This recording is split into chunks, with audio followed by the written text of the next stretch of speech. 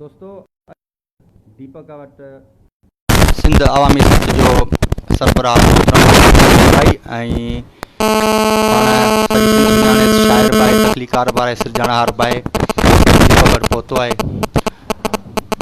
दीपक सां इलाज मुतालिक़ या दीपक जी जेका आहे 5 साल ते बेड रेस्ट रहियो आहे, उन हवाले सां काफ़ी कचहरियूं थियूं आहिनि।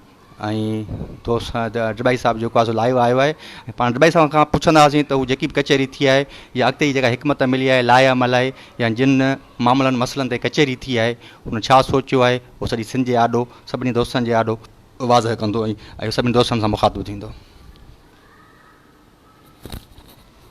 दोस्तों हक़ मौजूद जी सिंध सॼी सिंध वारनि खे सलाम। काफ़ी अरसे खां असांजे सोशल मीडिया या उन ते हिकिड़ो हावी रहंदड़ या तज़किरे हेठि ईंदड़ किरदारु दीपक राज ऐं अॼु खां 5 साल अॻु में शायदि यकीनन हुनखे हिकिड़े ॿिए नाले सां खयो वियो, शरीफ़ पंवर जे नाले सां हिकिड़ो धाड़ियल करार ॾेई हुनखे ॿिन्ही टंगुनि में, कंहिं में 11 कंहिं में 8 कंहिं में ॿिन्ही ॿाहुनि ऐं ॿिन्ही टंगुनि में गोलियूं हणी ऐं जीअं माज़ूर कबो आहे कंहिंखे कौल दीपक जे त गोलियूं हणण खां पोइ वरी बूटनि सां उन्हनि हॾनि खे चिथणु, उहो दीपक राज जो किरदारु जंहिंसां कॾहिं मुहां आऊं मिलियो कोन आहियां। पर अॼु ताज़ो 2 ॾींहंनि खां जेको सोशल मीडिया ते दीपक जो हले पियो तज़किरो, उन हवाले सां बेचैनी सॼी सिंध खे बि हुई। जेके बि हसास दिलि माण्हू हुया, जेके बि दिलि में दीपक लाइ या इंसानियत सां प्यारु रखनि था, उन्हनि माण्हुनि वांगुरु असां जो बि जी झुरी पियो हो। कल्ह मुंहिंजे दोस्तनि सां राब्तो थियो त मूं ख़्वाहिश ज़ाहिर कई त आउं दीपक सां मिलणु चाहियां थो। पोइ उन सिलसिले में हींअर खां 2-2.5 कलाक अॻु में आउं दीपक वटि आयो आहियां। मूं जेको तसवुरु जोड़ियो त जेको हिकिड़ो जीअं फेसबुक ते सोशल मीडिया ते हिकिड़ो हले पियो दीपक जो त हिकिड़ो ज़ाहिर आहे एॾनि अलमियनि मां गुज़रंदड़, एॾी तकलीफ़ुनि मां गुज़रंदड़, ज़िंदगी जे अज़ियतुनि खे सफ़ा वेझो महसूसु कंदड़ ऐं मौत सां अखियूं मिलाए मोटंदड़ शख़्स ॾाढो को हारियल, को मायूस हूंदो। पर मां दीपक खे असां जॾहिं मिलियो आहियां त मूं दीपक जे मुंहं ते जेका मुस्कुराहट ॾिठी आहे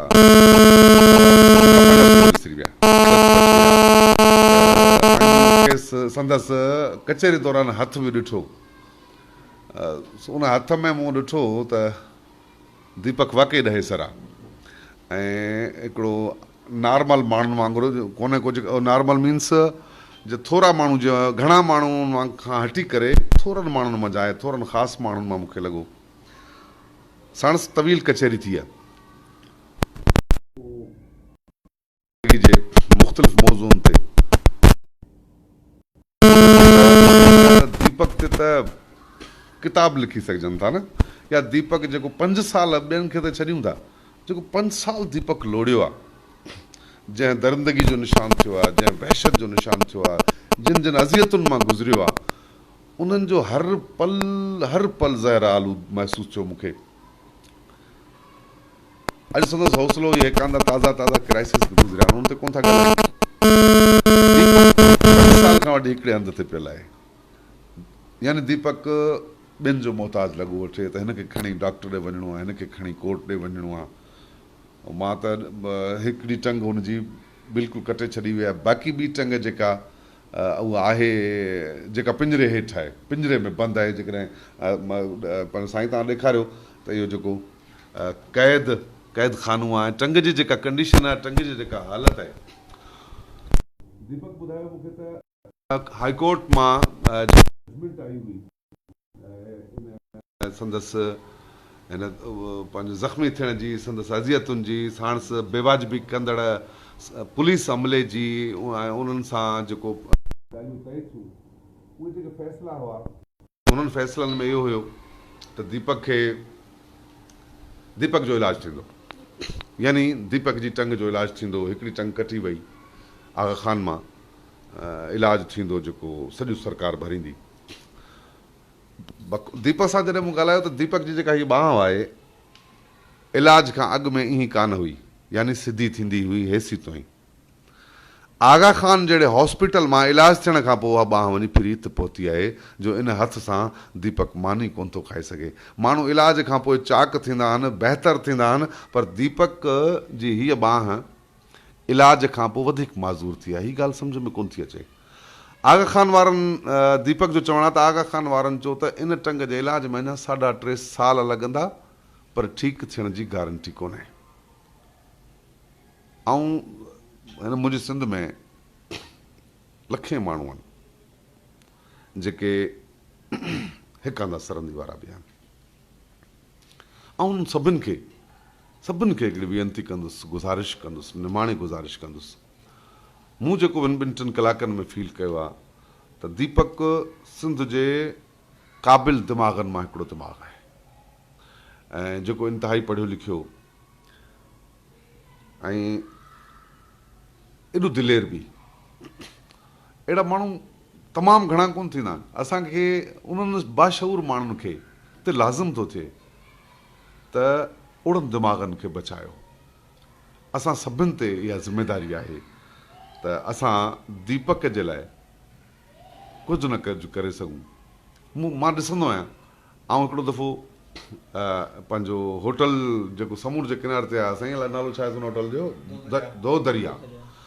मूं ॾिठो त दो दरिया ते रुगो हिकु राति जा बि उते माण्हू दोस्त वियासीं, मानी खाइण वियासीं दोस्तनि सां, त को हिकिड़ी टेबल वारा बि 10-10 हज़ार बिल ॾियनि पिया। यानी हिकिड़ी राति जो बि को लखनि में हुनजो बिल ठहंदो हूंदो एतिरी। यानी एतिरो असां उते विञायूं था या पंहिंजी ख़्वाहिशुनि जो ख़्यालु रखंदे ख़र्चु कयूं था। पर हिकु अहिड़ा दिमाग़ जेके असां ॾे ॾिसनि था न, उहे हिकिड़े हंधि खट ते पिया आहिनि। केतिरी अज़ियत हूंदी, केतिरी तकलीफ़ मां गुज़रियो हूंदा ही 5 साल। ऐं त वेही थो ॻणियां जेकॾहिं उन्हनि जा मिंट पल पल, छो त दीपक जंहिं अज़ियत मां गुज़रियो आहे, दीपक खे पल पल यादि हूंदो। हीउ सुतो कीअं आहे, पासा कीअं थो वराए सघे, कोन थो वराए सघे, केतिरी निंड कई हूंदी, का ख़बर कोन्हे। हिन बेवफ़ायूं बि ॾिठियूं आहिनि, हिन पंहिंजनि जा विछोड़ा, पंहिंजनि जूं अज़ियतूं, पंहिंजनि जूं नफ़रतूं बि ॾिठियूं आहिनि। उनखां पोइ हाणे वरी हिकिड़े हंध ते पियल आहे। सचपच त पर उहे पंहिंजे टंगुनि ते, छो त अॼु दुनिया तरक़ी कई आहे। हीउ 5 साल खां दीपक इन अज़ाब में गुज़ारे पियो, ऐं इन करे बाशऊर दोस्तनि खे, सान्यावंदनि खे, जिन खे मिल्कियतुनि जी का ख़बर कोन्हे, ऐं उन सभिनि खे चवंदुसि त दीपक खे असांखे बीहारणो आहे पेरनि ते। दीपक खे वरी, छो त मां सिंध परस्त आहियां ऐं सिंधियत सां मुंहिंजो इश्क़ु आहे, ऐं दीपक खे हिन धरती जो पुटु थो सम्झां, ऐं उनखे उन क़ाबिल सम्झां थो, उन मयार जो सम्झां थो जेको बि को इंतिहा दर्जे जो बाशऊर हुजे, जिन दिमाग़ में हिकंदा आइडियाज़ हुजनि। सो बाशऊर तबिके खे त रिक्वेस्ट आहे ई आहे त उहे अॻिते अचनि त दीपक जे लाइ कुझु करे सघूं। उनखां अलावा हाईकोर्ट जो जेको फ़ैसिलो आहे, सिंध हुकूमत ते लाज़िम आहे उन ते अमल करण जो।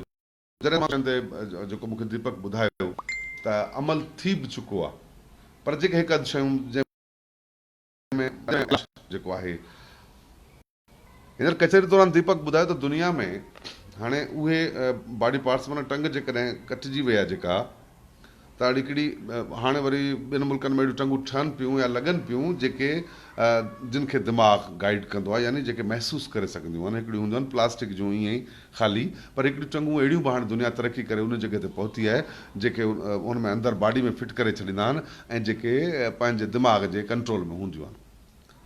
सो इहो को वॾी ॻाल्हि कोन्हे हुकूमत जे लाइ, ऐं हुकूमत पाबंद बि आहे। हुकूमत लिखी बि ॾिनो आहे हाईकोर्ट खे त असां इलाजु कराईंदासीं। ऐं हेल्थ डिपार्टमेंट खे, ख़ुशूसन हेल्थ मिनिस्टर माज़रा साहिबा खे बि गुज़ारिश कंदुसि त दीपक जो इलाजु तव्हां ते लाज़िम आहे। तव्हां हेल्थ मिनिस्टर आहियो ऐं पूरो हेल्थ डिपार्टमेंट खे बि इहा गुज़ारिश कंदासीं त दीपक जे इलाज लाइ अॻिते अचो त जीअं असां दीपक खे वरी पेरनि ते बीहारे सघूं। ऐं ॿियूं खोड़ सारियूं ॻाल्हियूं जेके आऊं अॼु जेको आयो आहियां मुंहिंजे बस में जेको आहे, ऐं सॼी सिंध जे दोस्तनि खे ऐं सिंध में समेत सॼी दोस्तनि खे इहा गुज़ारिश कंदुसि त दीपक जे लाइ हिकिड़ी मुहिम शुरू करणु खपे असांखे, असां कंदासीं, जंहिंमें हिकिड़ी सोशल मीडिया ते हिकिड़ो प्रेशर बिल्ड कयूं, जंहिंसां गवर्नमेंट खे अहसासु थिए त दीपक जो इलाजु करिणो आहे। ऐं चीफ जस्टिस सिंध उन्हनि खे बि गुज़ारिश कंदुसि, मौदबाना अपील कंदुसि त उन जेको फ़ैसिलो थियल आहे हाईकोर्ट तरफ़ां उनखे इम्प्लीमेंट करायो वञे, उनखे इम्प्लीमेंट करायो वञे, जेको हाईकोर्ट जो फ़ैसिलो आहे जंहिंमें हुकूमत खे पाबंद कयो वियो आहे। चीफ जस्टिस साहिब खे जेका सो इहा बि मौदबाना रिक्वेस्ट आहे त दीपक लाइ उनखे वरी ॾिठो वञे त उहो अमल थियो आहे या न। ऐं दुआ थो कयां दीपक लाइ, सॼी सिंध जे दोस्तनि खे गुज़ारिश कंदुसि त उहे दीपक लाइ दुआ कनि, ऐं बाशऊर माण्हू ऐं सरहदी वारा माण्हू अॻिते अचनि त असां सभु गॾिजी दीपक लाइ कुझु न कुझु करे सघूं। सो वधीक टाइम कोन थोरा आऊं चाहियां ॿ लफ़्ज़ ज़रूरु दीपक बि ॻाल्हाए। सो हे माइक दीपक खे तुरिया। दोस्तो जीअं ड्रिबाई साहब चयो त गवर्नमेंट सिंध यानी हाई कोर्ट जो फ़ैसिलो आहे त गवर्नमेंट सिंध जेको आहे सो इलाजु कराईंदी। उन 4 आर्डर जेके निकिता, उन 4 आर्डरनि जे अंदरि वाज़ हिकु चोथों जेको आर्डर हुयो ऐं पाबंद बनायो वियो होम डिपार्टमेंट ऐं गवर्नमेंट सिंध खे, त उहा गवर्नमेंट सिंध ऐं होम डिपार्टमेंट गॾियल तौर ते दीपक जो इलाजु कराईंदा। हिकिड़ी वाज़ कल्ह लाइव आयो दीपक, उन में हिकिड़ी शइ आहे, दीपक क्लियर चई हुई त आगा खान हॉस्पिटल में हारून रशीद वटि हिकु दफ़ो यानी कि हेल्थ डिपार्टमेंट जे तरफ़ां उते हिकिड़ो बोर्ड ठहियो, उन में मधु कयो वियो। उन में हारून रशीद वाज़ तौर ते चयो हुयो त 4 सालनि ताईं इहो आहे, उन में मेजर ऑपरेशन थींदा, ॿिया थींदा, पर उन खां गारंटी कोन्हे का। जॾहिं कंहिं शइ जी गारंटी कोन्हे का त पोइ उते दीपक इलाजु छो कराए, जॾहिं त इन खां अॻु में यानी हाई कोर्ट जे आर्डरनि खां अॻु में बि दीपक उते इलाजु कराए चुको आहे।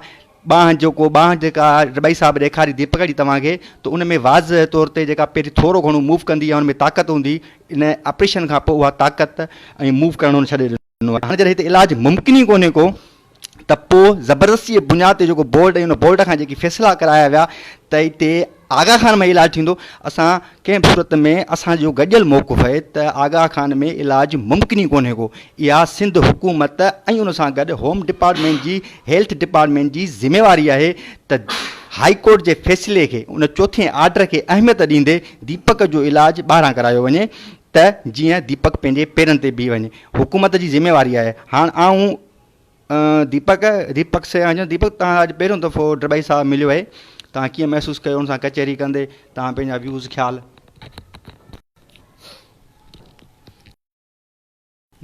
मौजूद दोस्तों, साईं मेयर ड्रिबाई साहब अवामी सथ जे सरबराह आहिनि ऐं सची तख़लीकार शाइर ऐं हिकु माना पॉपुलर फिगर जी अवाम सां बुनियादी तौरु ॻंढियल आहे। फ़र्द जूं पाड़ूं अवाम में खुतल हूंदियूं आहिनि, तॾहिं ई उहो हक़ीक़ी माना में अवामी सॾायो वेंदो आहे।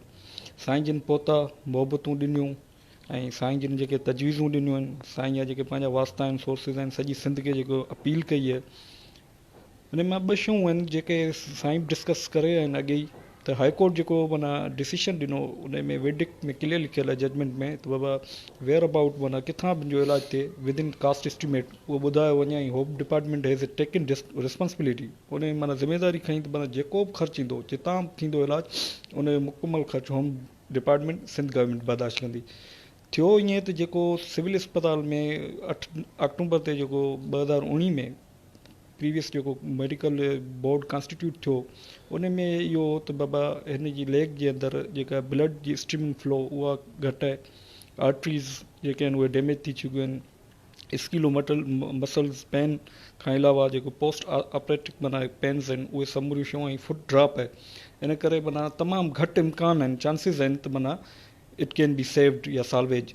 हाणे मामिलो हिते पैदा थो थिए जॾहिं इहे शयूं नथियूं थी सघनि ऐं कॉम्प्लिकेशन्स में ओके उन में क्लियर लिखियल आहे त बाबा इन कॉम्प्लिकेशन्स मौजूदु रहंदा, छो त कंडीशन उहा न आहे रही। इन खां अलावा ही राइट आर्म जेका आहे, साॼी बांह, उहा वर्कआउट नथी करे, ब्लॉक आहे, ऐं हिन में बि रॉड लॻल आहिनि, जा 2 ऑपरेशन थियल आहिनि। त माना सॼी हिकिड़ी जेका स्टेट पोज़ीशन आहे उहा डिक्रीज़ आहे, डैमेज आहे। असांजी इहा माना बुनियादी माना अपील आहे या मुतालबो आहे त सिंध गवर्नमेंट पंहिंजी रेस्पॉन्सिबिलिटी फील कंदे इलाज कराइनि, छाकाणि त हाणे एडवांस्ड बायोटेक्नोलॉजी वजूद में आई आहे। आर्टिफिशियल बायोनिक जेके आर्टिफिशियल लिम्स आहिनि उहे ऑपरेट कयूं थियूं वञनि, इन्फ्यूज़ करे त उन सेंसिस जेके आहिनि उहो दिमाग़ जो जेको निज़ाम आहे सिरिश्तो उन खे माना महसूसु करे छुआव थिए थो ऐं पेर हथ गोॾो उहो दिमाग़ जे सेंस जे मुताबिक़ वर्कआउट थो करे।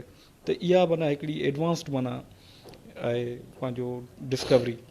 त ॿाहिरि मुल्क में इलाजु मौजूदु आहे ऐं स्टेम सेल्स जेनेटिक थेरापी आहे, उन जे ज़रिए जेके बायोलॉजिकल एरर्स क्रिएट थींदा आहिनि ऐं जेके हॾो बायोलॉजिकल ग्रोथ नथो करे, केलेस नथो पैदा थिए, या उन जी रिकवरी जेका मुकमल रिहेबिलिटेशन आहे उहो स्टेम सेल्स जेनेटिक थेरापी जे ज़रिए मुमकिन आहे। पर स्टेम सेल्स जेनेटिक थेरापी ॾाढी महांगी आहे, करोड़नि में उन जो इलाजु थींदो आहे, जंहिंसां माना लेग बायोलॉजिकली ॿीहर पंहिंजी असल शिकल में माहियत में शबी में माना रिकवर थिए थी, रिहेबिलिटेट थिए थी। त असां माना इहा ई माना घुर था कयूं चीफ जस्टिस साहिब खां, सिंध हुकूमत खां, होम डिपार्टमेंट खां, ऐं जेके सरहदी वारा माण्हू आहिनि जेके माना गॾियल तौरु तहरुक वठनि, असांखे इलाजु खपे। असांजो बेसिक मोटिव हो त माना का पिटिशन में त इलाजु थिए, डेफिनेटिव रेमिडी, जेको अञा ताईं न थी सघियो आहे। 2015 में 10 अप्रैल वाक़ियो थियो, उन में जेतिरा ऑपरेशन थिया तक़रीबन 13 मेजर ऑपरेशन्स थिया आहिनि, 12 माइनर ऑपरेशन्स थिया आहिनि। त उन समूरीनि हालतुनि में माना जेको हिकिड़ो मूं त भोॻियो आहे, पर मूंसां गॾु जेके फैमिली या लाॻापियल माण्हू आहे उन्हनि भोॻियो, त इहो हिकिड़ो पूरो टाइम पीरियड हो फिज़िकली ऐं साइकोलॉजिकली माना ॾाढो ॾुखियो हो, जंहिं माना ज़हनी अज़राब मां गुज़रियासीं। हाणे इहो आहे त ॿियो को वॾो मामिलो आहे कोन, असांखे खपे इलाज जी माना आउं हली सघां पंहिंजी ज़िंदगी। ॿीहर जेके ख़ुशियूं हुयूं जेके ख़तमु थी चुकियूं आहिनि या माना ॾाढी ॾुखियनि हालतुनि में आहिनि, क्रिटिकली माना सर्वाइव पिया कयूं, उन मां निकिरी ॿीहर माना हिकिड़ी नॉर्मल पहिरीं जहिड़ी त न थी सघंदी, पर बहाल करण लाइ माना असां तव्हां सभिनीनि खे अपील था कयूं। जी असां